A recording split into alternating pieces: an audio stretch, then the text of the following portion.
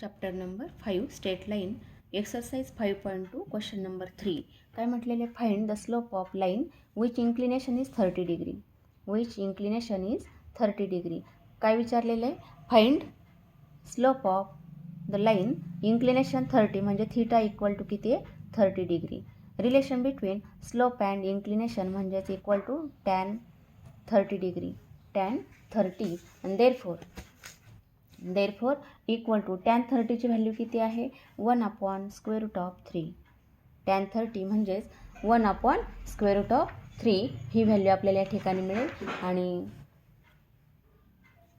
Is the slope of line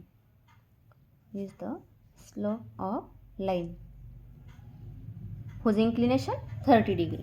त्यानंतर question number 4 आहे find the slope of line whose inclination is π/4. therefore theta equal to किती आता π/4. Theta equal to π/4. therefore m is the slope of line, then m equal to tan theta tan π/4. therefore equal to tan π/4 म्हणजे value 1 आहे आणि 1 is the slope of line.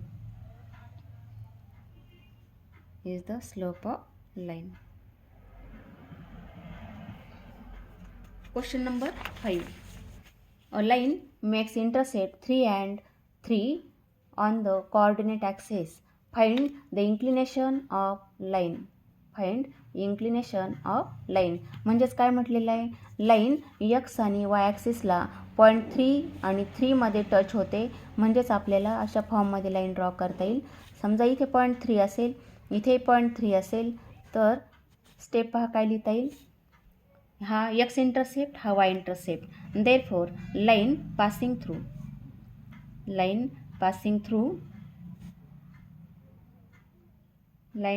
Through त्याला नाव देऊ आपण. हा point A म्हणजेच 30 अँड B इन ब्रॅकेट हा point B घेतला तर बीचे कॉर्डिनेट काय येतील 0-3 आणि therefore slope of line equal to मग याचा स्लोप काय मिळतो y2 - y1 म्हणजे 3 - 0 डिवायडेड बाय 0 - 3 म्हणजेच इक्वल टू किती आलं 3/-3 that is equal to 3 cancel होतील किती आलं -1. आणि रिलेशन काय आहे मग theta equal to m equal to tan theta.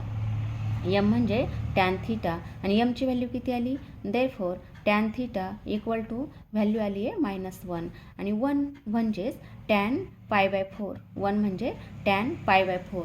आता हे काय इन्क्लिनेशन आहे आणि मग आता आपल्याला इथून पुढे फॉर्म्युला असाही लिहिता येतो टॅन ऑफ -π/4 म्हणजे -टॅन π/4. पण -π/4 इन्क्लिनेशन हे नेहमी पॉझिटिव्ह असतं म्हणजेच आपल्याला मायनस साईन इथे देता येणार नाही तर अँगल हा पॉझिटिव्हमध्ये कन्वर्ट करावा लागेल. म्हणून फॉर्म्युला कोणता यूज करायचा tan π - theta equal to -tan theta हा फॉर्म्युला आपल्याला या ठिकाणी यूज करावा लागेल. ठीक आहे. therefore equal to tan pi minus theta आहे π/4. टॅन पाय मायनस π/4 म्हणजेच आन्सर किती येतं टॅन 3π/4 किती मिळेल 4π - π म्हणजेच 3π डिवायडेड बाय 4 टॅन 3π/4 आणि therefore थीटा इक्वल टू 3π/4 आणि कन्व्हर्ट जर केलं आपण डिग्रीमध्ये तर डिग्रीमध्ये किती येतं 3π/4 मल्टिप्लाय 180/π म्हणजेच आन्सर येतं 135 degree. Theta equal to therefore theta equal to 135 degree. Theta equal to 135 degree is the inclination of line. अशा फॉर्ममध्ये याचं सोल्युशन लिहिता येईल.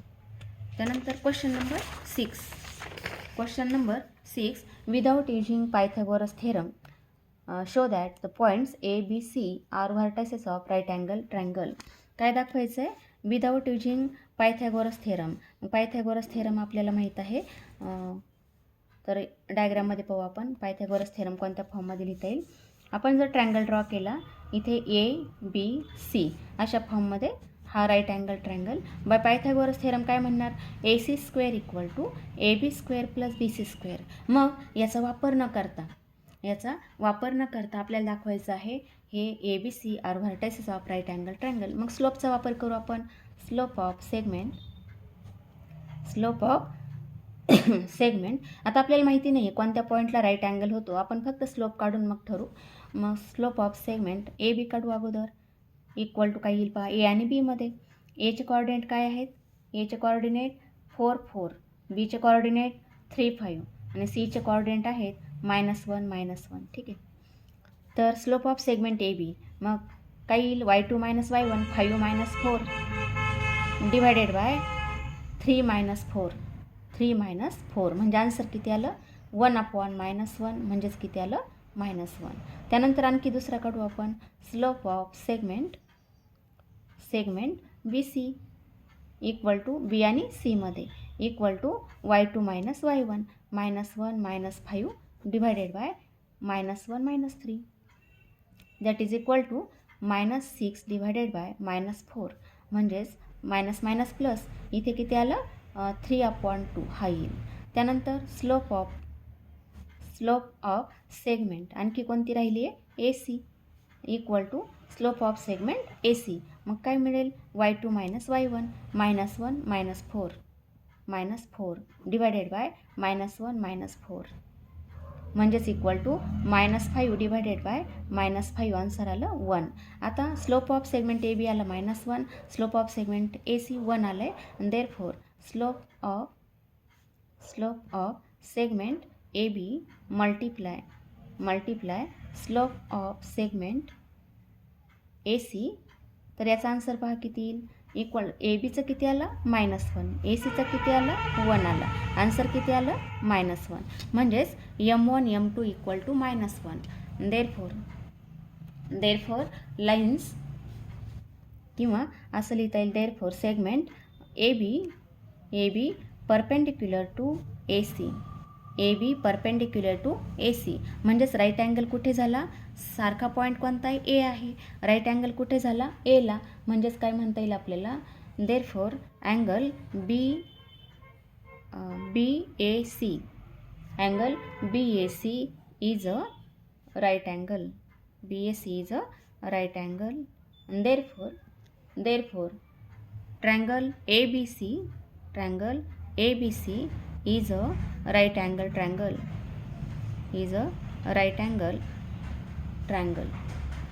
And therefore right angle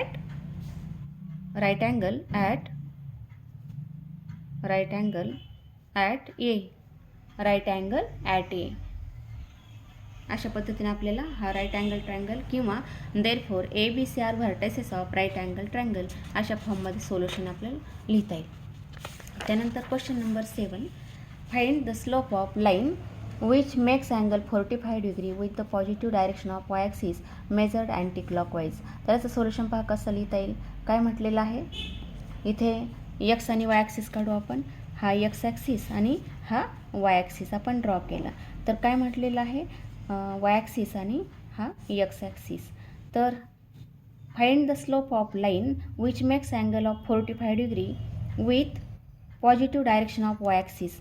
म्हणजेच पॉझिटिव्ह डायरेक्शन लाईन अशा फॉर्ममध्ये आहे आणि वाय ॲक्सिसला ती पॉझिटिव्ह डायरेक्शन म्हणजे अशा फॉर्ममध्ये 45 डिग्रीला टच होते. लाईन वाय ॲक्सिसला पॉझिटिव्ह म्हणजेच अँटी क्लॉकवाईज डायरेक्शन घेतलं तर इथे अँगल 45 आणि हा किती झाला, राईट अँगल इथे 90 डिग्री. तर हा किती राहिला, 45 राहिला. हा किती आहे, 45. तर इंक्लिनेशन ऑफ लाईन म्हणजे हा जो अँगल आहे हा किती राहिला, हा जर 45 तर हा 180 - 45 म्हणजे 135 डिग्री. किती मिळेल, 135 डिग्री. आणि देअरफॉर मग या सोल्युशन पहा. Line makes and angle of 45 degree with direction of Y axis measured anti clockwise. आणि therefore line makes an angle of 135 with the positive direction of x axis measured at anti-clockwise.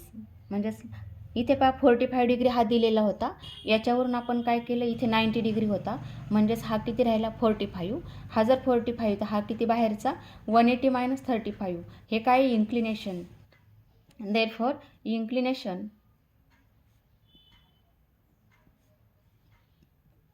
inclination of line equal to 180 degree minus 45 degree that is equal to 135 degree. अशा फॉर्ममध्ये आपल्याला याचं solution मिळेल. and therefore slope of the line equal to tan 135. therefore tan 135 म्हणजेच किती, tan 90 degree किंवा 90 degree plus 45 किंवा 180 degree minus 45. therefore equal to tan pi minus theta म्हणजेच minus tan 45 म्हणजे आन्सर येतं -1 is the slope of line. त्यानंतर question number 8 find the value of K for which points P Q R collinear.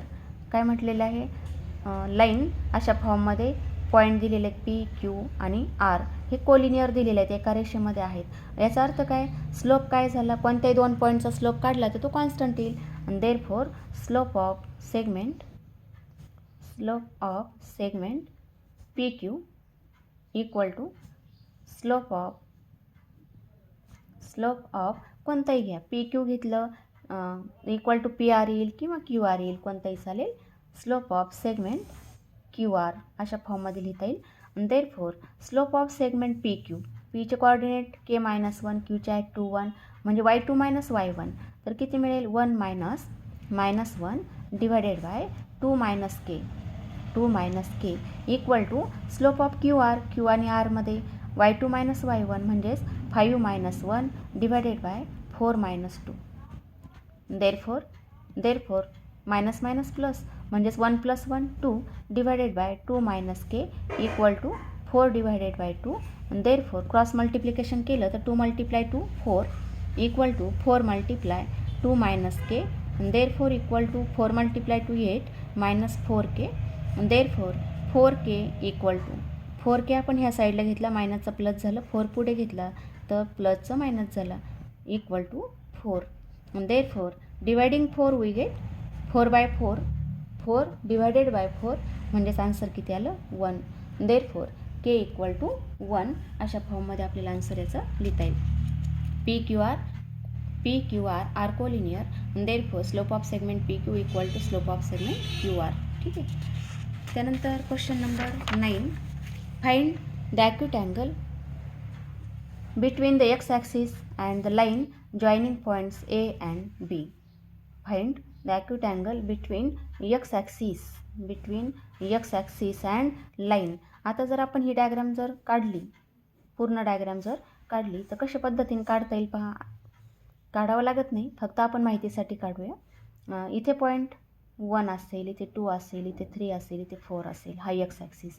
आणि मग Y ॲक्सिसचे point मायनसमध्ये आहेत, मग इथे असेल -1, इथे असेल -2, त्यानंतर असेल -3 अशा पद्धतीने.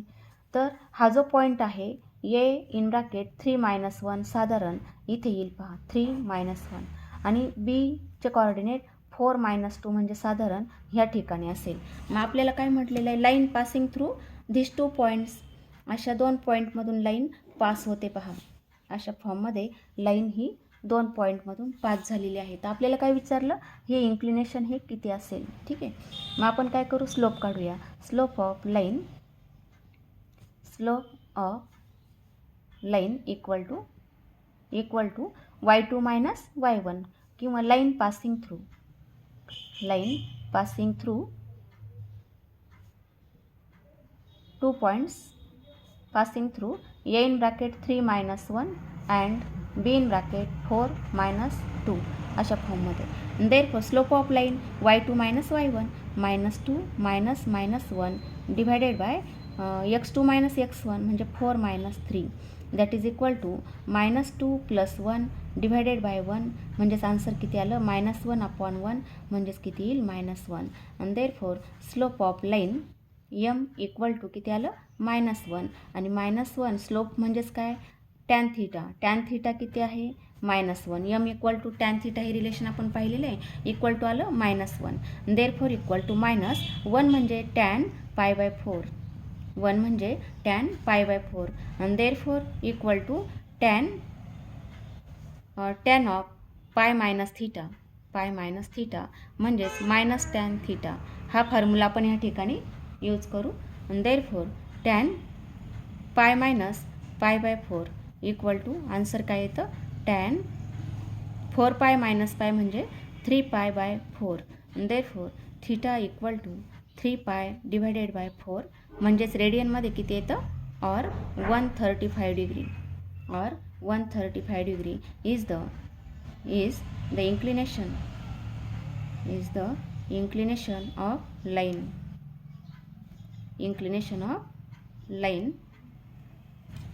when line passing through point A and B. अशा फॉर्ममध्ये आपल्याला सोल्युशन लिहिता येईल. त्यानंतर question number 10 a line passes through the point A and B if the slope of the line is m then show that. तर याचं solution पहा कसं लिहिता येईल आपल्याला. काय म्हटलंय line passing through 2 points A and B. आपण स्लोप काढू. Line passing through 2 points, passing through A x1 y1 and B hk. Therefore m equal to मग याचा स्लोप काय मिळेल y2 मायनस y1 म्हणजे k minus y1 divided by h minus x1 हा येईल h minus x1. Therefore m multiply h minus x1 equal to cross multiplication केलं k minus y1. Therefore k minus y1 equal to m in bracket h minus x1. Therefore LHS equal to RHS. अशा फॉर्ममध्ये याचा proof आपल्याला लिहिता येईल. Question number 11 if points A in bracket H0, B in bracket 0K and C in bracket AB lie on line then show that. आता इथे पहा points काय दिलेले आहेत 3 पॉईंट दिलेले आहेत. एक्स इंटरसेप्ट हा ए याचे कॉर्डिनेट H0 आणि हा वाय इंटरसेप्ट म्हणजे बी हा 0K असे आपल्याला पॉईंट्स दिलेले आहेत. हा एक्स ॲक्सिस ठीक आहे. आणि आणखी एक आहे सी इन ब्रॅकेट AB. तर असे 3 पॉईंट दिलेले आहेत. 3 points lie on line then show that. तर पहा याच्यामध्ये 3 points are collinear. 3 points A B C are collinear and therefore slope of segment AB equal to slope of segment कोणताही चालेल AC चालेल किंवा BC चालेल. Slope of segment AC. Therefore आता slope of segment AB काय येईल पहा K minus 0 divided by 0 minus H equal to आता A आणि C मध्ये काढू आपण स्लोप म्हणजेच किती लिहाल B minus 0 divided bye A minus H असं येईल. देअरफॉर आता क्रॉस मल्टिप्लिकेशन केलं इथे काय येईल K upon minus H equal to B upon A minus H. Cross multiplication काय येतं K multiply A minus H equal to minus BH अशा फॉर्ममध्ये येईल. आणि therefore KA minus KH equal to minus BH. आता मायनस BH ह्या साईडला घेतलं तर किती लिहाल therefore KA plus BH equal to KH अशा फॉर्ममध्ये. मायनसची टर्म इकडे घेतली मायनस ही पुढे घेतली मायनसचं प्लस झालं. आता दोन्ही साईडला KHने डिवाईड केलं dividing KH dividing both sides KH we get KA divided by KH plus BH divided by KH equal to KH divided by KH. Therefore KK cancel होईल A upon H plus इथे H cancel होईल B upon K equal to 1 and therefore LHS equal to RHS. अशा पद्धतीने आपल्याला solve करता येईल. ठीक आहे.